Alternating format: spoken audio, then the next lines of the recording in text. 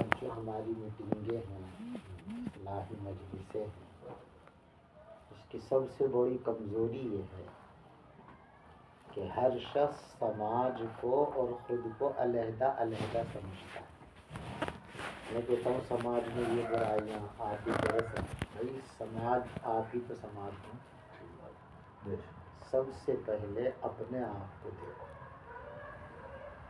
جن لوگوں کے ذہن میں یہ اچھے خیالات آتے ہیں ہم کچھ کریں، سب سے پہلے ان کا مضبوط ہونا ضروری ہے۔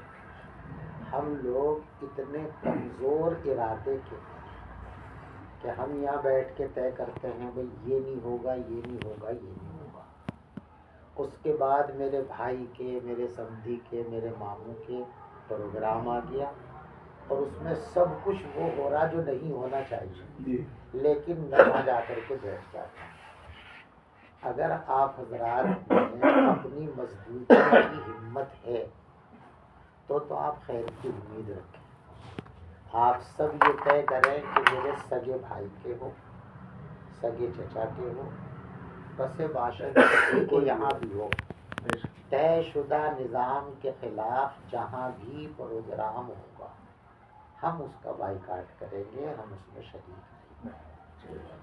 اگر یہ ہمت آپ لوگوں میں ہے، برا مت ماننا، اگر یہ ہمت ہے تو بات کرو، اور اگر یہ ہمت نہیں ہے تو وقت ضائع کرو۔ جب آدمی اپنے فیصلوں پر خود عمل پیرا نہ ہو، دوسروں سے یہ امید رکھنا کہ وہ ہمارے فیصلوں پر چلے گا، نہ سمجھی کی بات۔ آپ خود مضبوط ہو کہ کوئی کچھ بھی کرے مجھے نہیں کرنا۔ دیکھو حضور پاک صلی اللہ علیہ وسلم نے جب تحریک شروع کی تو آپ کے ساتھ کوئی نہیں تھا۔ ہم کیا کہتے ہیں، بھائی میرا تو پکا ارادہ تھا لیکن پوری برادری میں کوئی بھی نہیں مانتا تو میں کیا کروں۔ اگر پیغمبر علیہ السلام بھی یہ فرماتے بھی مکے کا تو کوئی آدمی مان نہیں رہا تو میں کیا کروں، گھر بیٹھ جاؤں، تو اسلام تو ختم ہو گیا ہوتا۔ ہر شخص یہ عزم کرے کہ کوئی چلے یا نہ چلے مجھے چلنا ہے۔ ہماری اکثر پنچایتیں اور تحریکیں یوں ہی مرتی ہیں کہ چلتے چلتے نظام میں انہوں نے اس کو توڑ دیا، ان کے توڑتے ہی ہم سارے کود جاتے ہیں۔ بھائی جب فلاں نے توڑ دیا اب ہم کیا کریں؟ بھائی آپ فلاں کے غلام، فلاں کے پیچھے لگو ہو، فلاں اگر جو ہے جنگل میں جا رہا آپ بھی جاؤ گے، فلاں کنویں میں گر رہا آپ بھی گرو گے۔ تو ہم سب اس حرکت میں مبتلا ہیں۔ ابھی آپ نے دیکھا ہوگا پیچھے چلا تھا اجتماعی شادی کا نظام، گاڑیوں کی بندش، نقدی کی بندش، ایک بڑے فل پاور آدمی نے اس کو توڑ دیا۔ تو ہم یہ تو کہہ رہے کہ اس نے توڑ دیا، یقیناً برا کیا، لیکن ہمیں کس نے مجبور کیا تھا کہ ہم بھی توڑیں؟ ایک آدمی ہمارا خدا ہے کیا کہ ایک بڑے آدمی نے توڑ دیا تو سب نے توڑ دیا؟ ارے ایک آدمی نے توڑ دیا اس کا بائیکاٹ کرو، اس کی مخالفت کرو۔ ایک آدمی نے توڑ دیا ہم بھی سب گھر بیٹھ گئے، تو ایسے کوئی نظام کبھی کامیاب نہیں ہو سکتا۔ تو ایک تو یہ عزم کرو کہ کوئی ہماری مخالفت کرے، کوئی ہمارے نظام میں شریک ہو یا نہ ہو، ہمیں یہ نظام چلانا۔ دوسری بات یہ ہے کہ کیا کریں کیا نہ کریں، اس سلسلے میں کچھ باتیں تو وہ ہیں جو حرام کے درجے ہیں، ان کے بارے میں تو کوئی سمجھوتا نہیں کیا جا سکتا، وہ تو فوری طور پہ بند ہونی ہی چاہیے۔ یہ لال خط ہے، ویڈیوگرافی ہے، ڈی جے ہیں، بے پردگی ہے، سب تو کھلم کھلا حرام ہے۔ تو ان کے بارے میں تو کسی مشورے کی، کسی جو ہے بات چیت کی ضرورت نہیں۔ جس کو اللہ اور اللہ کے رسول نے حرام کر دیا اس میں ہمیں مشورے کی تھوڑی گنجائش نہیں، ان سے تو بچنا ہی بچنا ہے۔ تو یہ تو طے ہے کہ یہ سب چیزیں تو ہونی ہی نہیں ہیں، ان سے تو پہلی فرصت کے اندر توبہ کر کے لگا لیجیے نشان۔ ویڈیوگرافی نہیں ہوگی، لال خط نہیں جائے گا، ڈی جے نہیں بجیں گے، یہ جو بے پردگی کے ساتھ عورتوں کا ریلا نکلتا ہے یہ نہیں ہوگا۔ یہ تو بالکل پہلی فرصت میں آپ کو بند کرنا۔ اسی طریقے سے جو مولانا نے فرمایا کہ بھی جہیز اٹھانا، بھائی جہیز اٹھانے کے لیے بریانیوں کی اور دیگوں کی ضرورت کیا ہے، دعوتوں کی ضرورت کیا ہے؟ جہیز ہم دے رہے ہیں، کس کو دے رہے ہیں؟ بیٹی کو۔ تو عام سے بڑا ظالم کون ہوگا کہ اپنی بیٹی کو جو دے رہے ہیں وہ بھی ساری دنیا کو نچا کر کے دے رہے ہیں؟ کسے دینا چاہتے؟ انہیں جگر پلایا۔ اب آپ کی اتنی بڑی دشمن ہو گئی کہ اسے 2 کپڑے بھی دے رہے ہو تو ہٹان کے دے رہے ہو، ساری دنیا کو دکھا کر کے دے رہے ہو۔ کیوں دکھا رہے ہو بھائی؟ کیا مقصد ہے دکھانے کا؟ ریاکاری کا ہے۔ اور ریاکاری کے بارے میں پیغمبر علیہ السلام نے فرمایا کہ ریاکاری شرک ہے، اور شرک کے بارے میں فرمایا ان الشرک لظلم عظیم، دنیا کا سب سے بدترین ظلم جو ہے وہ ہے شرک۔ تو آپ یہ سب کر کے دکھا کر کے پھیلا کر کے شرک کا ارتکاب کر رہے، شرک کا، اور بڑے فخر سے کہہ رہے جی بس وہ نکاح من سنتی، یہ نکاح کی سنت ادا کر رہے، سنت کے نام پر سینکڑوں حرام کا ارتکاب کر رہے ہو، یعنی یہ سمجھتے ہو کہ نعوذ باللہ اللہ بھی باولا ہے، اسے ہماری بدماشیوں کو پتہ نہیں چلتا، اللہ کو بھی باولا سمجھ لو۔ ریاکاریاں چھوڑو، دکھاوا چھوڑو۔ یہ جو بار بار یہ شکایت ہے کہ کتنا جہیز بڑھ گیا، کتنا جہیز بڑھ گیا، اس کی اصل بنیاد یہ پھیلاوا ہے۔ آپ گارنٹی کے ساتھ جو ہے 1 سال تک اس پر عمل کر کے دکھاؤ کہ کسی کے جہیز کا کوئی اعلان نہیں ہوگا، کوئی دکھاوا نہیں ہوگا۔ 1 سال کے بعد اگر 50-60% جہیز کم نہ ہو جا تو میرا گریبان پکڑ لے۔ ہم دینے سے زیادہ اس پہ ہے کہ نام ہوگا، اور جب دکھاوا نہیں ہونے کا، اب تو ہمارا حال یہ ہے کہ 10 روپے جیب میں ہے تو 15، 10 یہ 5 قرضے کے لاؤں گا سود پہ، اور جب دکھاوا نہیں ہوگا تو اگر 10 جیب میں ہے تو 6 کی کوشش کرے گا، 4 کسی آڑے وقت کے لیے بچا کر کے رکھے۔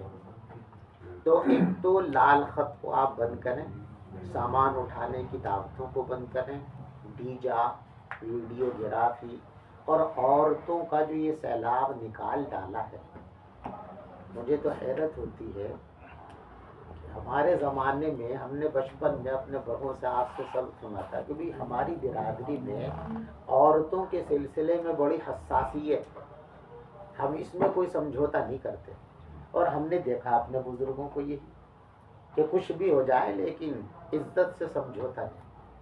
اب ہم یہاں آ گئے کہ ہم اپنی عزت کو خود سڑکوں پہ لا رہے ہیں۔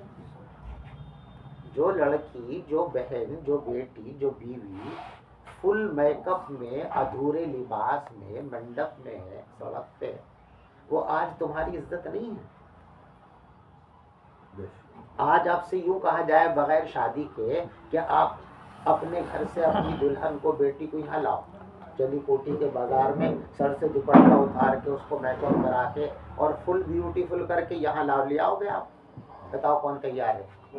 تو شادی والے دن وہ آپ کی بیٹی نہیں ہوتی، شادی والے دن وہ آپ کی دلہن نہیں ہوتی، شادی والے دن وہ آپ کے گھر کی عزت نہیں ہوتی، اس دن کا ہمارا ضمیر مر جاتا ہے۔ اس کو کنٹرول کرو، قابو کرو۔ اور جہاں تک کھانے کی بات ہے، صحیح بات تو یہ ہے کہ شریعت میں لڑکی والے کے لیے کھانے کا کوئی کہیں سے کہیں تک تصور ہی نہیں۔ تو اصل تو یہ ہے کہ یہ بند ہونا چاہیے، لیکن اسلام کی جو ترتیب ہے، جو مزاج ہے، وہ لوگوں کے مزاج کے اعتبار سے ان کی اصلاح کا بیڑا ہوتا ہے۔ جب کوئی چیز بہت زیادہ گھس جائے تو ایک دم سے نہیں نکلتی وہ بیمار، تو فی الحال وہ پیالہ اور وہ سب چیزیں چونکہ ابھی فی الحال ہمارے ذہن اتنے گندے ہیں کہ وہ ممکن العمل نہیں، تو دعوت کو آپ ابھی فی الحال مکمل کینسل نہ کریں، اسے ذرا سا مختصر کر لیں، جو بھی آپ کا مشورہ ہو جائے 300 400، یعنی مختصر سے مختصر طے کر لیں، اس کی خلاف ورزی نہ کریں۔ جب جم جائیں گے مختصر پہ تو اگلے قدم کے اندر اسے آدھا کر لیں گے، پھر انشاءاللہ ایک وقت وہ بھی آئے گا اگر ہم جمے رہے کہ یہ لعنت بالکل ختم ہو جائے. تو کھانے کو تو آپ آپس میں طے کر لو اپنے حساب سے کتنا کم سے کم کر سکتے ہیں. باقی یہ چند باتیں یہ تو آپ کو بند کرنی ہی ہیں، اور نہیں کریں گے تو خیر کی کوئی امید نہیں. اور جو میں نے پہلے کہا اصل چیز وہ ہے کہ آپ جتنے یہاں بیٹھے ہو آپ کو تو گویا اللہ سے عہد کر کے اٹھنا ہے کہ کوئی بھی کرے مجھے شریک نہیں. اصل بات یہ ہے، دیکھو میں اپنی تعریف کے لیے نہیں بتا رہا، صرف آپ کو اس لیے بتا رہا ہوں کہ بھئی ایک دوسرے کو دیکھ کر عمل کا جذبہ پیدا ہوتا ہے. میرے بڑے بیٹے کی شادی ہوئی تھی، وہ میرے گھر میں پہلی شادی تھی. میں نے اپنے ان لوگوں سے طے کیا تھا کہ بھئی کوئی بھی چیز کے سامان وامان کی نمائش نہیں ہونی چاہیے، اگر ہوگی تو میں نہیں آؤں گا.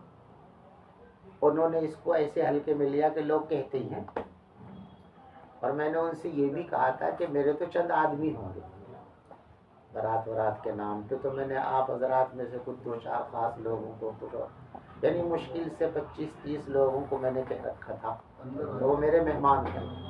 لیکن مجھے عصر کی نماز کے بعد پتہ چلا کہ انہوں نے وہی حرکت کی کہ سامان پھیلا دیا. میں نے کہلوایا تو یہ بچے نہیں مان رہے، یہ نہیں مان رہے. تو میں اپنے بیٹے کو جس کی شادی تھی اس کو لے کر کے بیٹھا، اور میں نے کہا بھئی اب 2 چیزیں ہیں، ایک طرف تو عزت اور شریعت ہے، ایک طرف ہمارے جذبات ہیں. تیرے دل میں جذبہ ہے کہ باپ شادی میں نہیں جائے گا تو کیسا برا لگے گا، تو اس طرف عزت کا اور شریعت کا معاملہ ہے. اب بتا میں کیا کروں؟ تو اللہ اسے سلامت، اس نے کہی ابو جی آپ جو ہے اپنی عزت اور شریعت کو دیکھیں، میں اکیلا چلا جاؤں. آپ بھی نے فون بھی کیا تھا، مجھے یاد ہوگا، آپ نے بلکہ اپنا محبت میں رہا بھئی یہ کیسی دعوت ہے کہ ہمیں بلا لیا آپ نہیں آئے. تو میں نے کہا جی میں کیا کروں، شرمندہ ہوں، مجبور ہوں. ایسا عزم کرو. آپ ذرا سوچو کہ پہلی شادی گھر میں ہے، بڑے بیٹے کی شادی ہے، اس نکاح میں شریک نہ ہونا سماجی اعتبار سے کتنا بڑا اہم.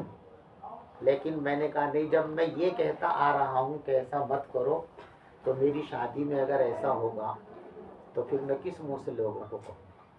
اب ہم پنچایت میں بیٹھے ہیں، ہم اس پہ عمل نہ کریں تو کیا حق ہے ہمیں لوگوں کے لیے کچھ باتیں کرنے، خود عمل کریں. تو سگے بھائی کے یہاں بھی اگر خلاف ورزی ہو تو عام جتنے لوگ بیٹھے ہو یہ عہد کر کے اٹھو کہ سگے بھائی کا بھی بائیکاٹ کروں گا. تو انشاءاللہ آپ کی یہ پنچایت چلے گی، یہ نظام چلے گا. اور اگر ایسے لوگ کیسے کریں گے، میرے سمدھی ہیں یا یہ میرے ماموں ہیں، بتاؤ کیسے نظر انداز کر دوں. تو ہر شخص کسی کا ماموں ہے، ہر شخص کسی کا سمدھی ہے، ہر شخص کسی کا بہنوئی ہے، سب کی مجبوریاں، تو سب اس کے خلاف ہی چلیں گے، آپ کس کو روک سکتے ہیں. تو وہ میری تو یہ گزارش ہے کہ عہد کرو، اور یہ جتنی حرام چیزیں ہیں ان کو یک قلم منسوخ کرو. نہیں ہوگا. کھانے کے بارے میں آپ باہمی مشورے سے کم و بیشی اپنے حساب سے اپنے محلے کے اعتبار سے دیکھ کر کے جتنا مختصر سے مختصر ہو یہ اب کر لو. آئندہ مرحلے میں انشاءاللہ کم کر کے پھر تیسرے مرحلے میں اسے بالکل ختم کرنا ہے. لیکن فی الحال ایک دم ختم کرنا مناسب ذرا اس میں دقت ہوگی، تدریجاً لے لو. اب تھوڑا سا کر لو، پھر اور کم کریں گے، اس کے بعد انشاءاللہ پھر ختم کر لو. بس طے کر لو کہ ہمیں چاہے کتنا ہی قریبی ہو.